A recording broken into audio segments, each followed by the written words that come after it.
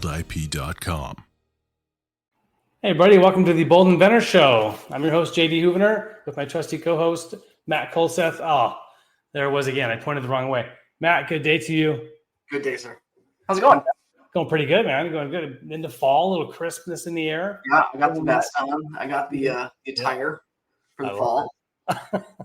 You're back from your week off, and you're doing good. You have some good time off?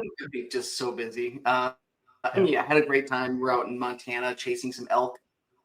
I mean, we didn't get one down, but we hiked around a lot, up and down the mountain all day for 8 days, and had a lot of fun with some friends. Met some new friends, and now I'm back in the office, trying to catch up on email. Yeah. Well, thanks for carving time out for. No, of course, this is great. I'm looking forward to me and for our audience here. Absolutely. But for those who may be watching after the fact, Matt and I are attorneys. We're here at Bold Patents Law Firm. He focuses on trademark law, protecting brands, and I help inventors with inventions. In fact, we have one of our attorneys, a rare sighting, Chris Maley. And Chris, I'm going to bring you on. Chris Maley, one of our patent attorneys here at Bold. Welcome to the show, Chris. Hey, how's everybody doing? Glad to be here. Chris? Hey. Cool. Well, we got one of your clients on. We're going to be bringing Brian Poetter on. I just chatted with him before he went live. So, nice.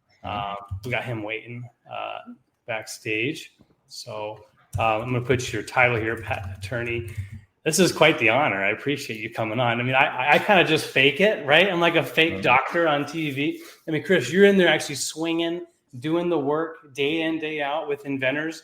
I mean, look, this is going to be awesome. You're going to help me answer some of these questions that have come in over the week. And hopefully, if you're willing to, help me answer. Yeah, right on. So let's do that for 5-10 minutes. And we've got one live viewer. I can see if anybody out there has any questions. Please keep things hypothetical, no confidential disclosures. We don't want you to make this your public disclosure of your invention. But if you have something confidential you want to get taken care of, book a free discovery call with us on our website. So let me get these questions pulled up. Chris, how's your week starting out? Great. Just working on my fantasy team. Oh, okay. Looking forward to the weekend. Fantastic. Probably go watch one battle after another tomorrow. Looks like it's a pretty good movie. Leonardo DiCaprio. Oh, okay. Nice. Might win the Oscar. We'll see. Between that or Hamnet, about William Shakespeare's child. Oh, okay. I haven't heard of either one of those. Matt, are you a movie buff? No, I haven't. Haven't heard any of those yet. Okay. Well, Chris has got his finger on the pulse of that. What's the name of that one again you're going to tomorrow? One battle after another. It's from Paul Thomas Anderson. He does, he did everything from Boogie Nights, There Will Be Blood, Magnolia. Okay. So some really pretty accomplished director. So cool. That'll be great. That's pretty good. Yeah. He's like a former. I might have seen the preview for it on the plane the other day. They got everything on planes. They're advertising. Uh-huh. When you got to after the safety video. Okay, we're going to start with a hardball question here. Again, these have not been pre-screened. This one came from our Reddit forum. Mia pulled this out. So here's a question from someone out there. Love to get Chris involved if you want to jump in. Has anyone gone through the process of petitioning for a retroactive foreign filing license at the USPTO? Please share the general circumstance and whether you succeeded or failed. And if you have case studies or resource for petitions like that. So lay this out. Why would someone want to be getting a foreign filing license? And can you even do that retroactively? That's a good question. I mean, what is it? Yeah. I have to get more details because what's the foreign license? Do they have the patent? Does somebody else have the patent? Yeah. Are they licensing a patent from someone? My mind goes to, hey, this is someone who maybe forgot to file a PCT and maybe is now trying to go back and say, whoops, or is trying to, be able to file overseas. They filed in the U.S. and they want to file in another jurisdiction. I know most of them have the 12-month limit, where after 12 months, you pretty much be out of luck, and then you'd have to either add something new or come up with something else. Some countries do have exceptions, like Canada, for unintentional delay. So it's pretty country to country basis. Got it.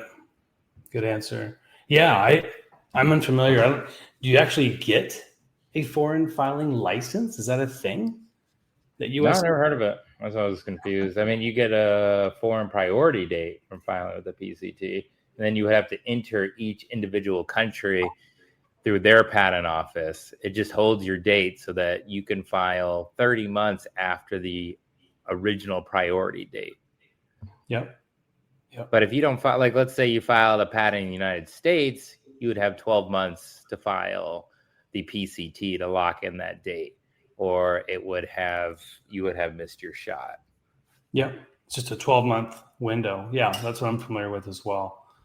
Okay, cool. Well, I would have, that was a good answer. Thank you, Chris. Yeah, no problem. Canada, I think extra 12 months for unintentional delay. Okay. Well, you might want to get on that, because then you have to say, hey, why is the entire time delayed? All right, we got a question here. This is on the trademark side. Over to you, Matt. Hypothetical names below. I have a few products named Crazy Pop Light, Crazy Pop Bold. I love the name. Crazy Pop Fresh, Crazy Pop Extreme. So I don't want someone to create a product called Crazy Pop with anything after it. Can I trademark the generic Crazy Pop? And if I'm adding works after it in my product names, I want to own that generic. So is that a good plan? What do you think about that? Yeah, I think that's a legitimate plan. I mean, if you go back and look at the list that they provided, Crazy Pop is obviously the most distinctive part of each of these brands. And by distinctive, I mean like registrable, right? Conceptually registrable. So not that he or she can necessarily register these without, a little bit more research, but yeah, Crazy Pop is the brand. Light, for example, is descriptive of probably the product or how it functions. Crazy Pop Bold is, I don't know what that is. It's maybe suggestive of something about the product, but yeah, I think for this individual, Crazy Pop, the registration itself would make sense. And then if they have like descriptors or different versions of it or different use cases, they can just add those as, filler essentially. But yeah, Crazy Pop seems like the brand that would be worth protecting. Yeah. I mean, I guess what if it's a soda, a soda drink, even if it was maybe still, would that stop someone coming up with, Crazy Pop Wild, Yeah. So Crazy Pop, that would be good question, right? Yeah. It would prevent someone from using Crazy Pop Wild, right? Because it's derivative of the brand. And so from the government's perspective and from an attorney's perspective, there's a possibility that there could be some likelihood of confusion if you were to go to market with Crazy Pop Wild. Folks might assume that came from the makers of Crazy Pop. So, I think, that's kind of where one trademark can kind of stand in for many trademark applications. And probably like the most classic example of this that I get from a client perspective is like, hey, I have 6 different logos, different variations of the logo. Do I need to file each of them? And the answer is yes, if you want to enforce each of them individually, but no, in the sense that one is probably going to have enough design elements to, protect all iterations of that logo that you conceivably use. So perfect. Good enough. One application. Let's do it. This one came in from, it looks like this was another Reddit one. This is about search results, patent search results. So back over to Chris and I. Before I get to that, anyone out there that's watching after the fact, please click this link. There's your special weekly live discovery call link. Click that and you get a free, I don't have one right in front of me, but a free Bold mug. I'll send you out in the mail if you book a discovery call from our show link. Click on that and share a cup of your hot beverage of choice. Here we go. This question is, like I said, about patent search results. And interesting question. I hadn't heard of this before, but visualizing patent results. I'll click this, read it off. So as the title mentions, I'm looking for a free or cheap tool that can plot or visualize search results from free search engines like Google, eSpaceNet, maybe WIPO, or some of the chat AI bots. They're looking for tracking CPC codes versus filing dates. trends, visualizing grouped of patents, specific keywords and tags. I know we use a third-party searcher at Bold, but Chris, you've done maybe some patent searching. Any thoughts on this?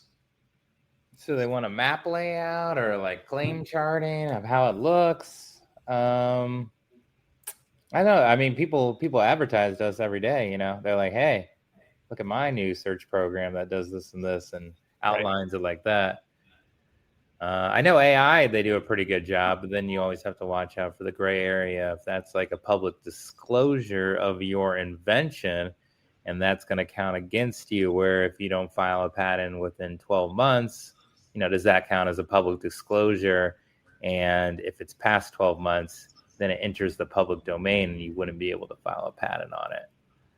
Nice. I mean, Google's pretty easy. I would just go to Google, find the classification area, find the results, and then they link every patent that's also has a relation to it during the examination where the examiner used that reference or that reference was used against the patent you're looking at. And so you can kind of go through multiple applications pretty quick. Yeah. I love that answer.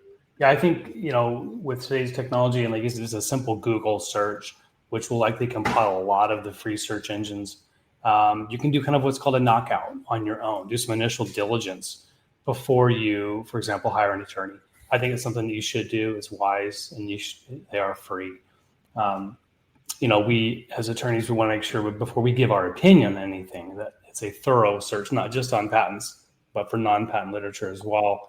And that's what you get with a full patent search with legal opinion at Bold. But Matt, on the trademark search side, would you comment on how that might differ? Yeah, I guess from my perspective, like looking at the question, it seemed like they were almost like from an analysis standpoint, they were interested in kind of where things were trending from a technology standpoint at the USPTO. And we don't have something good like that on the trademark side either. Now, like all of these companies that we pay for search results and to, help us with our trademark search file rankers that we give to the client, they all have that data. And so I have no doubt that if you spend enough time querying the system, you could probably get some data points.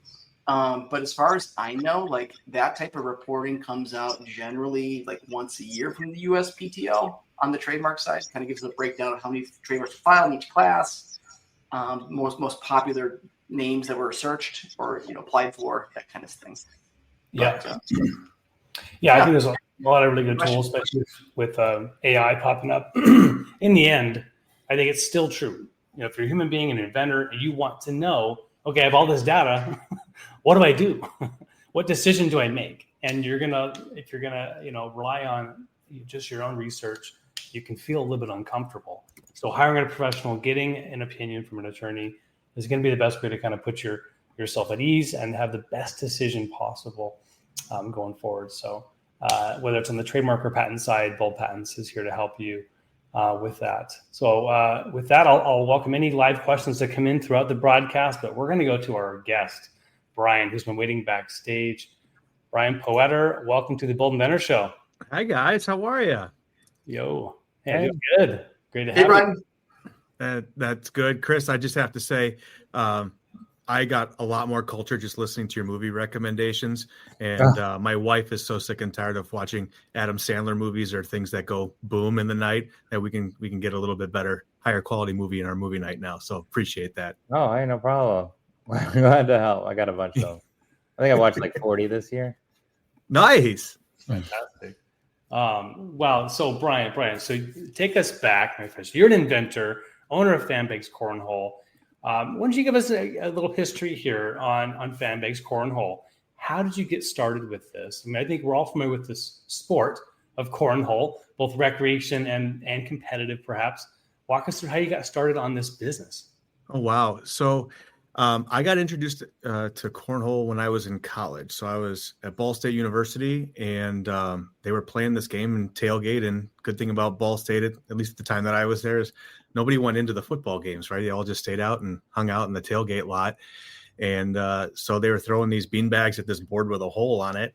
And one of my fraternity brothers brought this set out, and it was hand painted, but I mean, it was just completely beat up, and the bags weren't going anywhere. They're just kind of sitting there, and the wood was a little bit garbage. And I just happened to say, hey, why don't you just get some new boards, or at least change out the top on it? And he goes, well, I have to buy a whole brand new set, and I really don't know how to do it.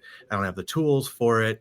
And so I kind of put that in my memory banks, and it's like, well, maybe we could find a way to make that happen. So after I left Ball State, and my wife and I actually bought our first house when we were dating, just a little place. And I told her, I'm like, hey, I'm going to give you some time at night, and I'm going to go to the garage, and I have this idea, and I just want to see if I can make it work.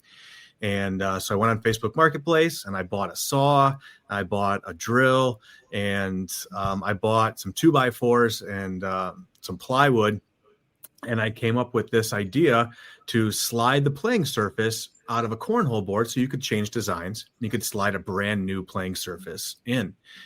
And it was just kind of a proof of concept. And we just started telling people about it. And this was before kids. We would go to breweries and wineries and distilleries, and would just strike up a conversation, whether it be with the owner or the waiter or waitress, and say, hey, we have this idea of what we want to do. So it's something you guys could possibly benefit from. And just by telling people, it started to go. So before we even had really a concept there, I had people giving me money to make them cornhole boards with their designs on it. And these breweries and wineries, when they came out with a new beer, they would take the old beer out, they'd put the new one in. Same thing with the wines. And they would take the old ones and hang them on the wall. And so we really started to gain some traction with that. But it started we started doing this in 2012.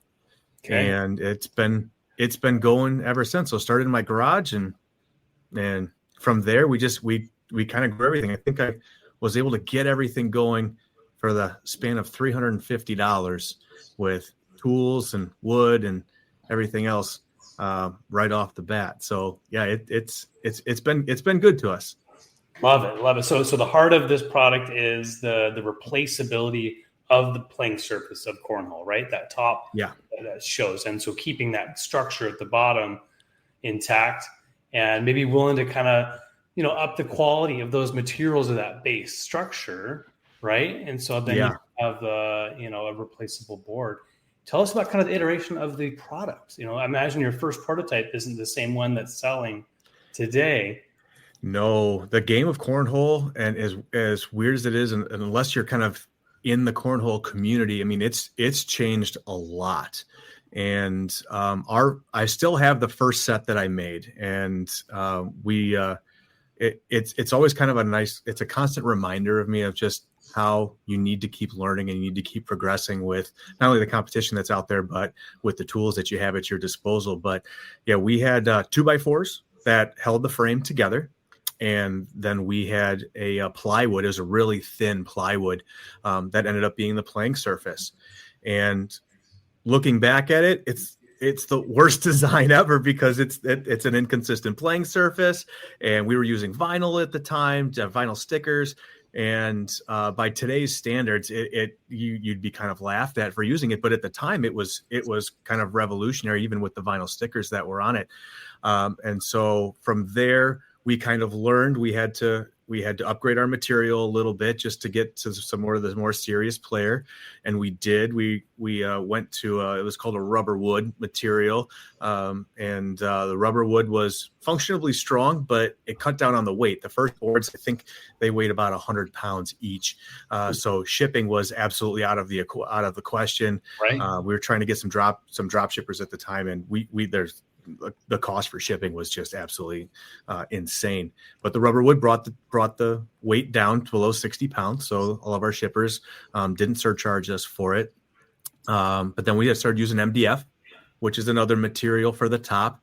And at the time, it was great because it was treated on the top. So anything that got spilled on the top was great. But anything that came up from the underside, for those of you that know MDF, it soaks up water like a sieve, and then it bubbles, and then it's not great. So we took all of that from all the feedback from our customers, and we pivoted now to where we are. We're on the fourth iteration where we came out with our tournament edition boards, but it's all Baltic birch plywood, and it's not the thin stuff. It's the 3/4 inch where you can drive a car on it if you wanted to, but it withstands the elements. It's not waterproof. It's water resistant, but it's a very professional finish.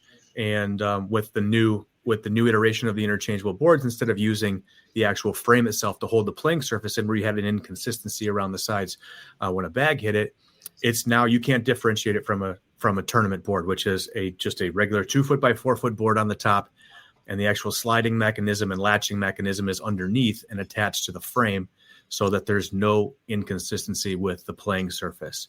And with the invention of 3D printing, all of our kits now are 3D printed using a very heat resistant, water resistant polymer that we print on it. So it can withstand anything that the elements want to throw at it. And we sell them now as either kits that can go on your current set of boards, whether you bought them from us or from one of our competitors, or you can attach them to our boards now. So we're kind of going across to other companies and allowing their customers to have an interchangeable top as well. That's fantastic. Okay, if I show off your website a little bit and sure, walk us through kind of what we're looking at. Yeah. So at the very top, this when we launched the brand new interchangeable features, I was lucky enough to have a contact over at Soldier Field who gave us the mezzanine for about 2 hours while we shot some content. But what you're seeing is just showing off that we started off with a Fanbags design on the board. And right in front of Soldier Field, we were able to swap out the top. It's literally, you just pull it out. It slides out of the mechanism that's attached to the frames. It slides right back in. The only step that was missing is there's 2 bolts at the top that lock everything together when you're playing. So we didn't do that. But it's a very easy, very simple process, and you can see just about how quickly that it goes. But those green pieces that you see attached to the frame, those are the interchangeable mechanism. And there's a couple latches that are attached to the very bottom of the playing surface, but you can swap it out fairly quickly. In fact, right after that, we went to Revolution Brewing in Chicago, and I was racing people, seeing if they could chug a beer faster than we could change out the top on a cornhole board. So you can imagine that was a lot of fun to do. Yeah. And we were filming all of it. We had a couple really, really awesome people that indulged in my insanity here a little bit, but it's quick. And the best part is it works for anybody. So, but yeah, on the website, you can find everything that we do, from bags to score towers to different kinds of cornhole boards for every budget. We try to make sure that anybody who wants to get into the game has a really nice set of boards or bags at a very affordable price. So we have pro bags, we have everyday bags. We've got boards of every kind of shape and size, but we try to make sure that there's something there that, mom and dad can get, or someone who's just getting into the game. That's awesome. I mean, in terms of sales today, what would you say percentage-wise, direct to consumer versus more B2B? So right now it's going to be a little bit more direct to consumer. We've got 3 companies right now that have licensed the new interchangeable set for us, and you guys have absolutely helped me with that. So in the past, the people that I had 2 companies that we licensed it with, they made up for a majority of the sales. But right now, we're seeing a lot more people that are going directly to us, and they're either utilizing the current boards that they've already purchased from us, or they're utilizing some of our competitors' boards to buy some of these kits. But the kits have been live for 24 days now. We went live September 1st of this year with the brand. Okay, cool. Love that. So this is brand new. Okay, I want to get to the licensing stuff for sure. Sure. Take us back again. So 2012 start. When did you start thinking about, gosh, maybe I should get a patent on this? And tell me about how that started. It started with Shark Tank. Okay. No joke. Just watching Mr. Wonderful talk about how you need to get a patent, people are going to take your idea. And so we had been selling for about 4 months. And I again, I was trying to keep my startup costs very, very low. My wife and I didn't have a bunch of money at the time. And so I decided to do my patent kind of through one of those do-it-yourself sites that's out there. So we're not going to name the site. I don't want to trash anybody's site right now. Sure. But JD, I'm just going to tell you, I butchered the crap out of it, and it was a nightmare. So we did a provisional first just to make sure it was a proof of concept. Yeah. And as we moved from that provisional into a full-time patent, man, there were so many things that I needed to work on, that I was getting a bunch of feedback from the patent office. And that's when I reached out to you guys, because I couldn't do it. And you guys were gracious enough to step in and literally took everything that I wanted to put on there as a non-licensed attorney, right, professional, and you guys made it absolutely happen. You fixed all the problems that I had on that first patent that I have, and I should have gone that route. I shouldn't have skimped on the cheap stuff or the do-it-yourself stuff. I should have just let a professional do it. But yeah, then we got that iteration done, and you guys completed and submitted the patent for this brand new design here as well. But yeah, for anybody out there listening, don't try to do it yourself unless you're an attorney. It was an absolute nightmare, and the money I thought I saved, probably spent that 2 times over trying to fix everything myself, and eventually going to an attorney right now. Thank you for sharing that with our audience. And that, if anybody has questions on what office actions are, we could get to that. But I want to give some praise to this guy here, Chris Maley, who is the one that helped you out, right? Yeah. Save this patent application. And hey, Brian, just to jump in here really quick. So trademark attorney guy will not file my own patents. Chris filed my patent for me. So Chris was wonderful. I mean, our consultation call was incredible. I mean, just asking, what do I want to do? I had a whole bunch of rough concepts that I had, and he took some of the rough ideas and formulated everything, got it over to your drawing people. And I mean, he made it go. And again, I learned from the first one, and I'm like, I'm not even going to attempt to do any of this. And Chris was absolutely incredible. What? I said, you had a good foundation. We just had to fix some things. Yeah. You're being very polite right now.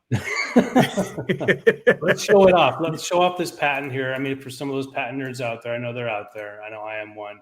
So here, this is one of them. Maybe there's a few interchangeable game boards. Yep. This was issued in 2021, the heart of COVID. Unfortunately, I want to ask about that too. Sure. So filed in 2019, and there it is. There's Chris named. There's the named part of Bold IP. This was filed way back as part of that provisional you're talking about in 2016. Is that the one? I believe so. Yeah, early days. So you can claim the benefit of an early priority date. So this thing got issued finally in 2021, but it really got its start in 2016. So it can take quite a while to get it all the way issued. And here's these nice drawings you're talking about with the environment. If you go up to that top drawing, I'll show you kind of what I was talking about. Yeah. So you can see how the frame itself holds in the playing surface. So you had like a little divot there between the frame and the playing surface that would impact some of the throws, or at least it would give the illusion that it would happen. So with the new stuff, there's no frame that is playable. Like a cornhole bag will not hit the frame or any of the sliding mechanism. It's all underneath the board now. Oh, it's all hidden. That's cool. All hidden. Yep. Really cool. All right.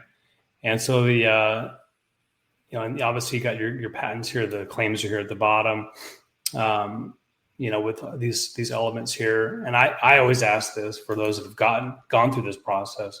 Have you seen any infringers, any knockoffs to date? We have, and we had a couple that did some kind of iteration to this, and all it really took was just a strongly worded letter saying, "Hey, I see this. It's patented," and one of them just completely stopped doing it. And to my knowledge, they're not doing anything else anymore. And we had another guy who was a little bit more bold about it and was trying to go around the patent. And, we found out that they were doing this, and it prompted us to alert them and let them know that this has been patented. It's in the works, and, that we have no problem stepping forward, but I'm just being polite and letting you know that I know about you. Yeah. And we haven't seen anything else quite yet, but I've had a lot of people that have reached out saying, "Hey, I want to license this, and I want to do this. What does it cost?" And so the idea is there, and there's a lot of people who really gravitated towards the idea, and they're coming to find that being able to change designs, whether you're a fan of multiple teams or you've got businesses that you're trying to market, there's absolutely a market for that. It's just some people, the cost to license it is not within their wheelhouse. Yeah. Let's jump to that now. You're talking about licensing, and I think that term I think is misunderstood. I'd love to get your take. How did that? You said some people actually reached out to you with opportunities. How did you weigh that? And then how did you get into working with another company to sell your product? So I've got 2 and soon to be 3 companies that are licensing the interchangeable cornhole boards. So the first 2 started with the previous design. So where the frame and the playing surface were all in one. And those 2 companies were interested in the beginning, but when COVID hit, we really got socked with COVID. Yeah. And we were doing well. I had a almost 6,000 square foot facility where we had CNC machines, and we had a couple UV printers. If you're not familiar with a UV printer, it's literally a printer the size of your living room. You can put doors and flooring, and it prints directly on it. I mean, we still have it. It's what prints directly into the wood right now. So there's no wear and tear on the boards. But we had a couple of those. And when COVID hit, our shop, and we were located in Indiana, we didn't have any place for 6 foot of social distancing. We had a very small storefront up front that they were very adamant that we had to close down just because it was small, and you couldn't have somebody in there selling or taking payment and allow for 6 feet of social distancing there. So we ended up I had to lay off a lot of people just because we couldn't have a lot of people that were back there. And it really took a hit for us. So at that point, I started looking for additional ways to get my product, or at least get the idea out there. And I reached back out to these two companies that were interested in it. And one of them owns a rental company where they rent out tents, and they rent out stuff for huge corporate events. And they love the cornhole boards because when a company would come in, they would do trade shows. They would put the company's logo in the cornhole boards, and then they would rent them out. So I ended up licensing it to them so that they could manufacture it. And first year, I just did it for a flat fee. I didn't really have a way of checking some of their sales and assigning a royalty to it. And once it was a bit more of a casual deal, almost like a handshake kind of deal. Yeah, it was very much a handshake deal. So I provided them with the know-how and some of the CNC machine files that they were able to use, as they had their own machines and they had their own printers out there. They utilized us to print the tops while they assembled the frames. But for the most part, it really was a handshake deal. On the first of the year, they would cut a check, and for the rest of the year, they were able to replicate and utilize the patent as they saw fit. And as we got going, I was able to lessen the fee and take on more of a royalty portion with them as we were kind of able to sync up some of our computer systems and grow from there. So as COVID was going on, unfortunately, we had to shut the shop down. And so I ended up moving the shop out to Toledo, Ohio. And we were able to kind of get back up again after COVID. And so I still had those 2 companies that were marketing and producing the interchangeable frames. They were under their own title. You were basically white labeling your product. Is that right? They had their own logo and their own branding on it. Yep. Essentially, they were just buying permission for me to replicate the patent that I had. Yeah. So it was not labeled as a Fanbags product. It was labeled as their own. Obviously, they couldn't get it anywhere else. Or people, if they already had the boards, they could have ordered tops from us if they decided to do that. But they just it was their own product, and so Awesome. we've carried that forward. I don't want, my mentality is always, I don't want people seeing a Fanbags product and then ultimately coming directly or thinking they can come directly to me, especially when somebody's entrusted me. They've given me a check and it's part of their business.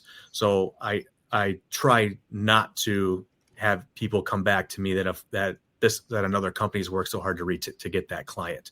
Yeah. And we've been very, very bold about that and making sure that people understand. Even when someone orders a set of tops on our site, it's like, hey, where did you hear from us? And if they say other and they put one of those manufacturers down, we give them all the credit for that and send them the money for it. That's so fantastic. I try to do what's right by people. This is something that's supposed to be fun. I know people make their livelihood from a simple game of cornhole, right? Like, who would have thought that was even a possibility? Right. And I feel that by doing the right thing for people, it'll pay dividends for you in the future. I know how hard it is for a lot of our clients that have got patents granted that are looking to get licensing deals. You had two. Were you able to kind of leverage that point? Hey, negotiate a little bit. Hey, I'm getting a good deal here, and kind of drive up maybe your overall value. Having two. Yeah. I think right now I really haven't taken that approach. When we were initially talking to the first two companies, I clued them in. I said, here's what my overhead is. Here's what my profit margins are. Here's how you can structure your product, and here are the materials that you can use. And that it really helped them paint a picture of just how profitable it could be for them. I'd be lying if I said that the most profit you make is in a cornhole top. I mean, it's basically a 3/4 inch piece of wood that's cut with a hole in it, and the printing on there, is relatively inexpensive. But when you look at that versus the labor cost of assembling a frame and the time cost of assembling a frame and putting them all together and shipping them out, I mean, it's so much easier just to have your machine cut out these tops, print on them, and then boom, they're out the door. Yeah. That in itself, it proves to be more valuable to people than kind of just upcharging it. But just, reverse engineering it for them and showing them where the profits are and how they can make it and the different ideas and kind of where I was going. And, this most recent company, that's exactly what we did. It's a father and son who was looking to get into the cornhole business. They'd never sold cornhole boards before. And, I was able to work with them and make sure that the licensing wasn't really necessarily, a kick in the head, and that they had the ability to put money into marketing and put money into R&D and put money into things that they weren't completely handcuffed by me, because I want that long-term relationship with them. I just don't want to take your money for 1 year, have you fall flat on your face, and then, see you later, bye. I want to make sure that, as you get up and running, you can build your brand, and that ultimately, you're going to be with me for a long time. And that's kind of where we settled with this last one, and with you guys even helping me with the licensing agreement again on that one. Perfect. Yeah, and as much as you can share it, I mean, I'd love to know more on this. But sure. Anything surprise you on the as executed agreement that was like, oh, that was a surprise. I didn't expect this term or this concept, to even be negotiated. Any big wows or ahas coming out of that? A couple. So, and talking with you guys, and just whether we wanted to make sure that the Fanbags name was attached to the patent as it goes out from some of these distributors, and we decided against it. Just some of the things that we had to be aware of if we wanted to use the name, right? And some of the stuff that we had to put in writing where, if another company uses my name and they do something crazy on social media or they do something crazy in the world, just how that could possibly impact me. That was very eye-opening. And so you did license the ability for the third parties to use your name, Fanbags Cornhole. We ended up not doing that. So they could not use our name. They could not use our, image or likeness. So it's mostly a preservation thing. I am very guarded about the brand. I mean, this is something I built in my garage. Yeah. So if anything's going to happen to it, I want it to be my fault, not something that was completely out of my control. Got it. So cool. Nothing to say that the quality is any lesser of those products, than your unbranded stuff. It's just you want to have full control over how it's being portrayed. If they put kind of a like you said, an ad or some marketing that you wouldn't agree with, that you wouldn't have to be in that position. Makes a lot of sense. I try to avoid those unforced errors. Sure. And, you're dealing with the public, and, I think we can say this, and, the world's extremely divided at the moment. And when you factor in social media and people's opinions that are out there, some people are going to agree and some people are not. And I can't control, and nor do I ask or care, where people's views lie. I just don't want that to come back as something that falls back on me, as something that could impact my business. So that's why we really just wanted to keep the Fanbags name out of some of these licensees as they go about, and they're able to sell the product, sell the kits, and build a brand around themselves utilizing my technology. Right on. And I try to keep up with some patent news, here and there, and some of these huge, multi-billion-dollar deals that happen right in software, tech, or pharma, where these IP deals, there's a lot of diligence. I'm curious, did this party or one of the parties that you did the deal with, in your case, did they research or sniff around on the patent that was, the diligence, the prosecution history? Did they hire their own attorneys, to do diligence on your IP? So the first two did not. So again, it was something where we were small, and it was more of a handshake deal before allowing them to do it. For those two, I know I shared some of our revenue projections, and again, I was very upfront and forthcoming with profitability and what they could do. Our most recent one, they did a patent search to make sure because they had the idea, and then when they did the patent search, that's how they reached out to me to see what the possibility was. Oh, that's how they found you by them doing a patent search. Okay, almost like a freedom to operate. They had done one, okay, and they found your stuff. Cool, and they found me. Mm-hmm. Got it. That makes sense. Yeah, good. So they were serious about it, and that's good. Very serious, and this third company, they're bringing a whole new dynamic to what we were doing. I mean, they're taking the patent and they're running with it right now and into all sorts of different things that we never even thought of. So again, we support them as much as we can, and I've helped them. Hey, think about this. Here's what a printer costs. Here's what the ink cost is, and here's what your time cost is, and really helping them along get into the cornhole business here. But their plans and what they want to do with it is going to be very exciting to see where it goes and what they can perform with it. Awesome. I know you can't share the name, obviously, but. I imagine you're not going to just sit back and chill. You're still growing Fanbags, right? And I'd love to hear kind of what your, next year or two is looking like. What are the big things you want to do with your company as it moves forward? So moving forward with us, we're all in on this interchangeable kit, this interchangeable set that we've got. Currently right now we offer just a regular tournament edition board. So that's a very high use board that, is very similar to the ones that you see on ESPN and on TV.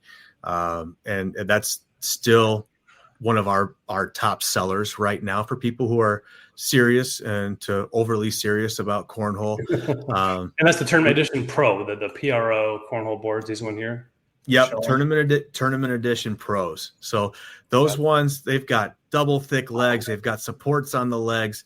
They've got supports underneath. So when your bag hits it, there's no bounce to it. Everything is rounded. I mean, completely flat playing surface. There's a digital poly that's on the top of it that it's what if you use a regular poly from Home Depot, if you're playing in cold weather, the poly it's like going on ice. If you play in hot weather, it sticks because of the humidity. This digital poly that we came up with, it's awesome because it's consistent whether it's 100 degrees outside or negative 100 degrees outside. So that one's nice. But the tournament edition ones, we've got guys that run tournaments for a living. We've got guys that actively practice, whether they want to get on a pro circuit with one of the 2 leagues that are out there that utilize those boards. I mean, they're incredible. They're high use. And what I mean by that is if your kids are climbing on it, it's not going to break. You know, if you accidentally run it over with the car, it's going to withstand the majority of it.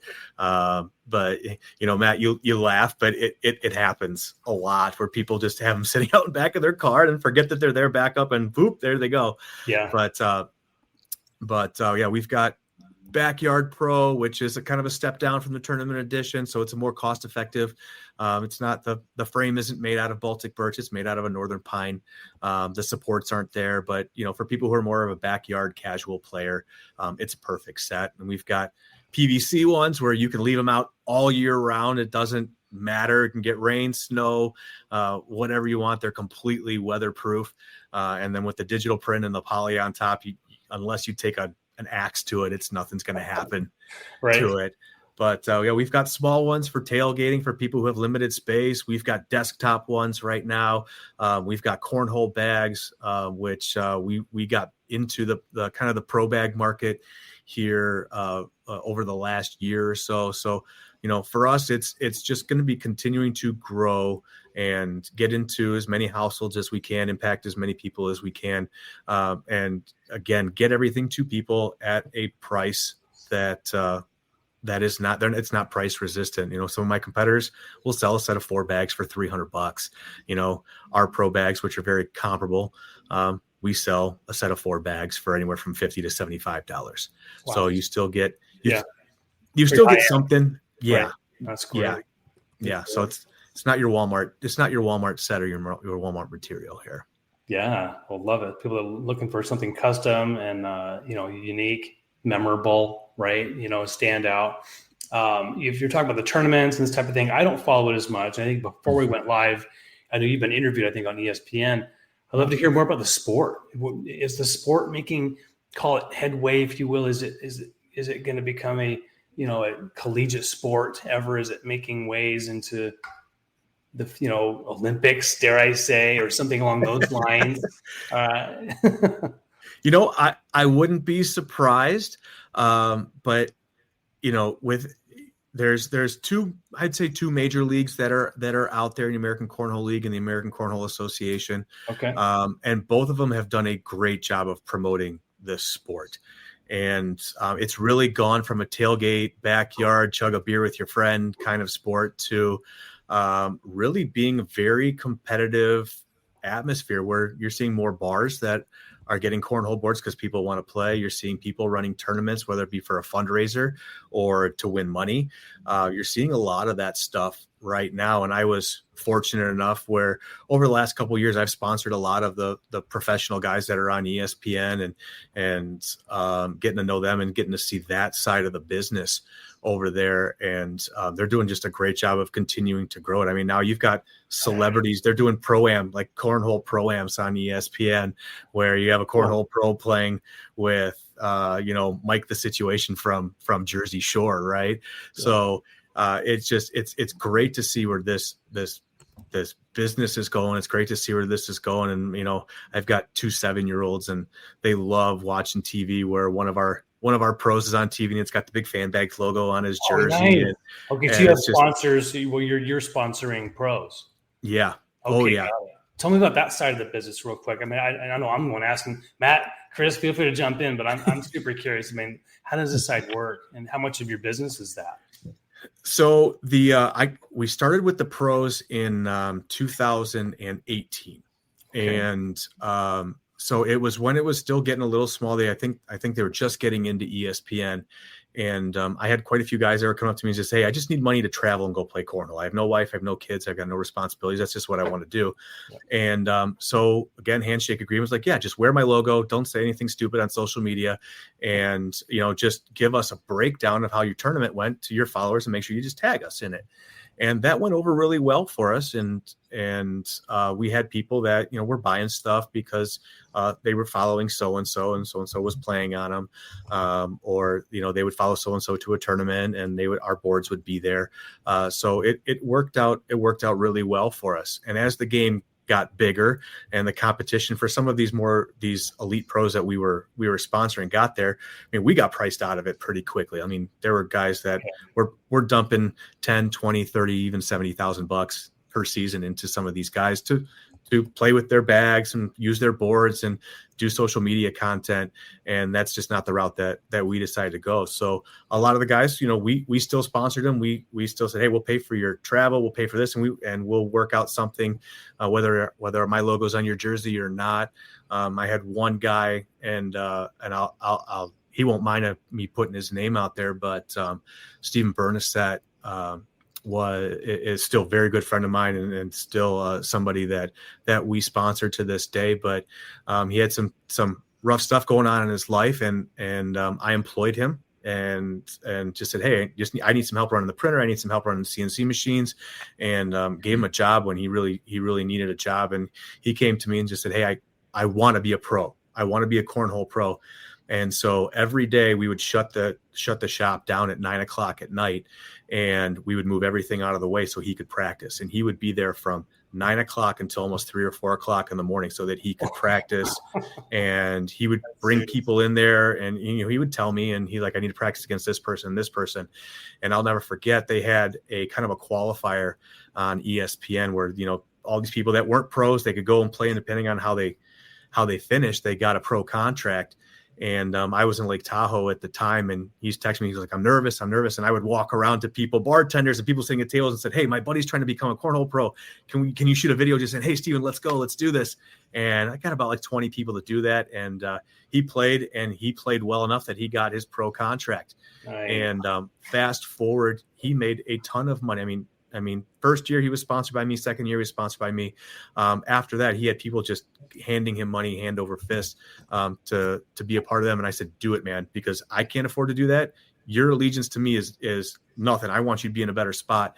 And that's where he went. And he actually, I think it was 2 years ago, he turned into he was a singles champion. And for a period of time, he held the record of 27 bags in the hole in a row on national TV. I'm telling you, on national TV, 27 in a row. And I think that was just beat here recently, but for a long time he held that record. But this guy just made himself into what he wanted to be. And so I got so much respect for him for doing that, because that's a work ethic you really don't see anymore. Yeah. And you saw that in him and gave him that huge opportunity. I'm sure he gives you big hugs whenever he sees you, kind of thing. Lots of thanks for you for helping him out, give him that start. And that's what we're here for, right? Help your fellow man out, right? Absolutely. Last couple minutes here. I want to anybody out there watching, listening, this is your time to ask a live question of Brian or any of us here on. Matt, Chris, you guys have anything on your mind you want to chat about? I got one. Brian, I would just say, I commend you for your ethos in terms of how you work with both customers and your vendors, essentially, right? People that you are kind of competition, but you are also working with, right? I think that, that kind of, moral business dealing, it'll go a long way for you, right? Thanks. I appreciate that. Yeah, no, we need more of that. So thanks. I agree with you. I've been very blessed.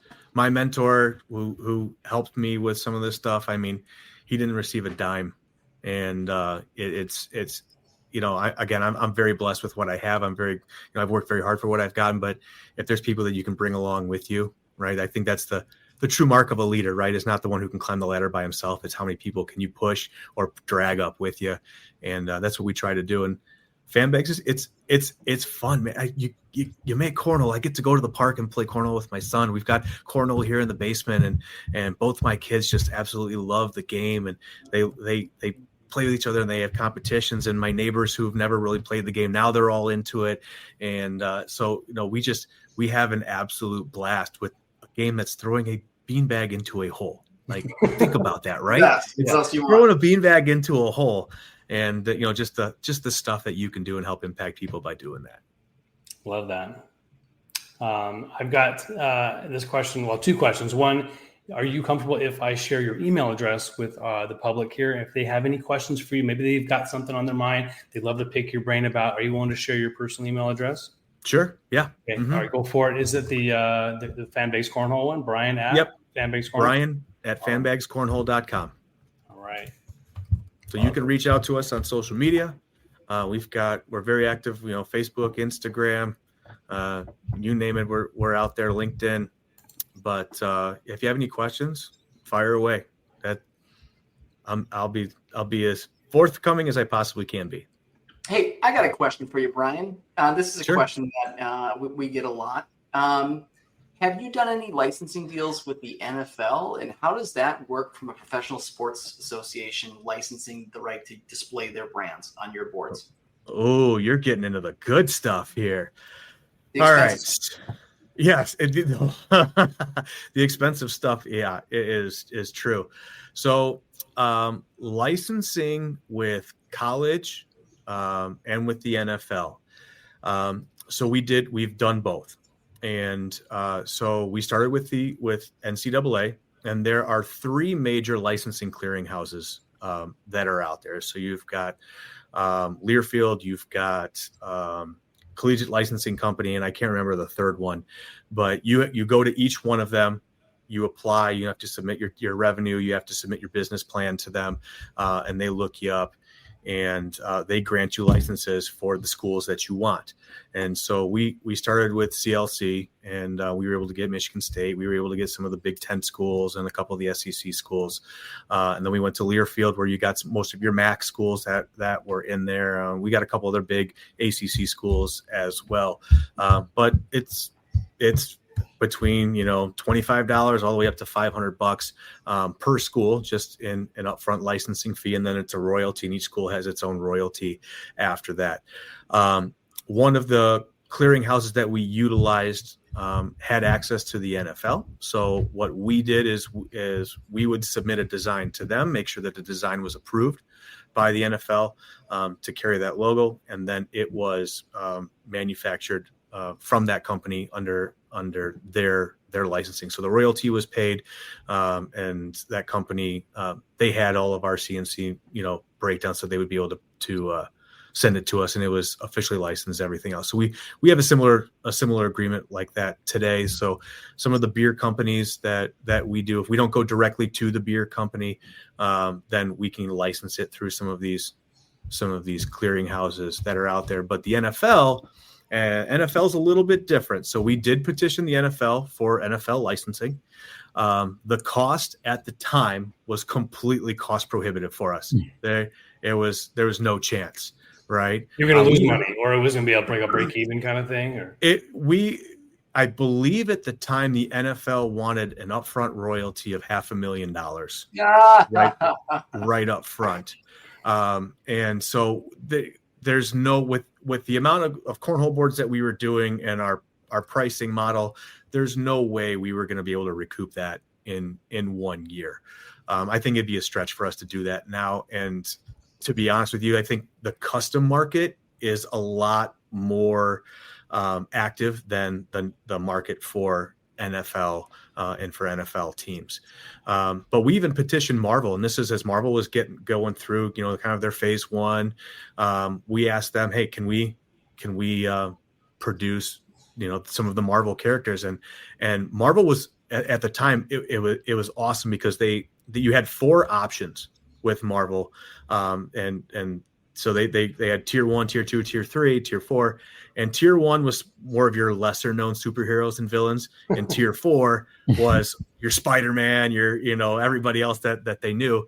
But to get tier 4, it was $200,000 plus I think it was a 20% royalty on top of it, and that in itself was cost prohibitive. So that's I think if it was less than that, if we were looking at a $50,000 upfront cost and maybe like a 5% royalty or 10%, I think that's something we would have pulled the trigger on.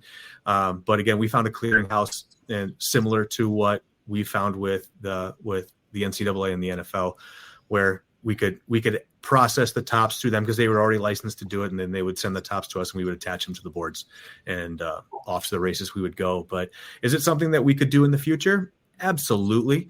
It's got to make financial sense for us.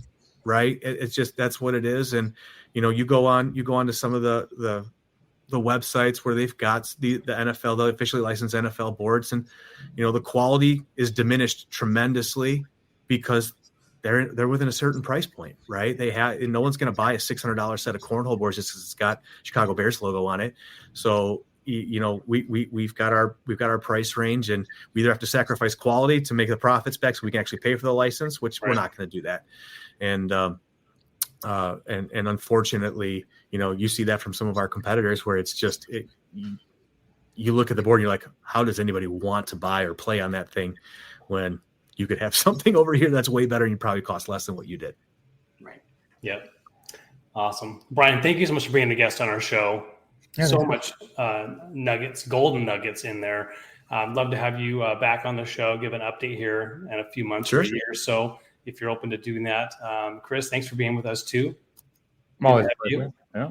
And as Absolutely. always, Matt, any parting words here, Brian, things you'd offer up to a budding entrepreneur, maybe where you were in 2012, words of encouragement, words of advice, last mentor guidance. I would say that if you've got an idea, write it down and honestly do what I didn't do and talk to an attorney about it and protect your idea, and it'll save you a whole bunch of headaches going forward. So, JD, it's a plug for you guys, but you guys did such a great job with mine. And even this last one, I think I came to you guys with the new idea. Chris, correct me if I'm wrong. I think it was October or November of last year. The pro. Dude, you banged it out by January 1. And we got everything filed by like the first or second week of January. So it was quick. It was easy. I mean, it was painless on my end. It was completely worth it. And again, I totally appreciate everything you guys have done because you've helped protect me and my family from people trying to take our idea. So yeah. So those are my parting words. But just if you got an idea, just put it to work. Take a chance. Go out there and make it. Go out there and do it. See how it goes. Don't let that inner voice inside of you say you can't do this or you won't be successful. Just try it. You got nothing to lose. We got one shot at this thing called life, and might as well shoot your shot while you can, right? Love This guy's a bold inventor. Love that, man. You're the perfect bold inventor. For all of us here at Bold, wishing you an awesome day, and do as Brian said, go big, go bold. Thanks, Take guys. care, everybody. All right, have a good one.